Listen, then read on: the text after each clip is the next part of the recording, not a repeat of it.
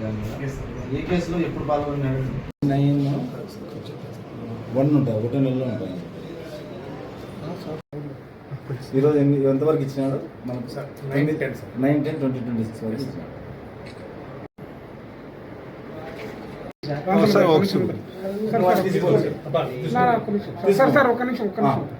File photo కూడా పెట్టండి sir. ఒక నిమిషం చూడండి సార్. షేక్ వలీ బాషా, సన్నా మహబూబ్ బాషా, నిజాం వలీ కాలనీ అనే అతన్ని మన కదిరి తహసీల్దార్ గారు 9/10/2026 వరకు రిమాండ్ విధించడం జరిగింది. దీని నేపథ్యం ఏమనగా, ఇతను ఒక అలవాటు పడిన నేరస్తుడు. క్రైమ్ నెంబర్ 27/2024 అటెంప్ట్ మర్డర్ కేసులో కదిరి టౌన్ కేసులో ముద్దాయి. ఆ కేసులో ముద్దాయి కాబట్టి ఇతను మంచి ప్రవర్తన కలిగి ఉండేదానికి గాను ఇతన్ని 9/10/2025 తేదీన స్థానిక తహసీల్దార్ దగ్గర 5 లక్షల రూపాయలు పూచీకత్తు మరియు 1 సంవత్సరం కాలం పాటు ఎటువంటి నేరాలు చేయను అని చెప్పేసి ఇతను తహసీల్దార్ గారి దగ్గర బైండ్ ఓవర్ చేయించడం జరిగింది. దానికి విరుద్ధంగా ఇతను 1/4/2026 సంవత్సరంన కౌలేపల్లి బ్రిడ్జి దగ్గర రమేష్ అడపాల స్ట్రీట్ అనే అతన్ని ఇంకొందరితో కలిసి మర్డర్ చేయడం జరిగింది. అనగా బైండ్ ఓవర్ పీరియడ్లోనే ఇతను మరొక నేరానికి పాల్గొన్నాడు.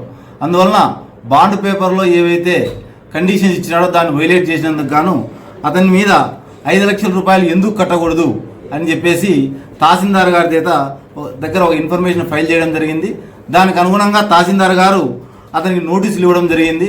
అతను 5 లక్షల రూపాయలు నేను కట్టలేను అని చెప్పగా దాని మేరకు ఏదైతే ఇప్పటి నుంచి 9/10/26 వరకు ఎంత కాలం మిగిలిందో అనగా 2 నెలల 5 రోజులు అతన్ని రిమాండ్ విధించడం జరిగింది. ఇందులో కృషి చేసిన టౌన్ సిఐ వెంకటేశ్వర గారిని మరియు ఎస్ఐ బాబ్జాన్ వారి సిబ్బంది అందరినీ కూడా మా ఎస్పీ గారు బాగా అభినందించారు. జిల్లాలో ఇది మొట్టమొదటిది ఒక 107 సిఆర్పిసి కేసులో బైండ్ ఓవర్ అయి రిమాండ్ 2 నెలల 5 రోజులు విధించడం అనేది మొట్టమొదటిది.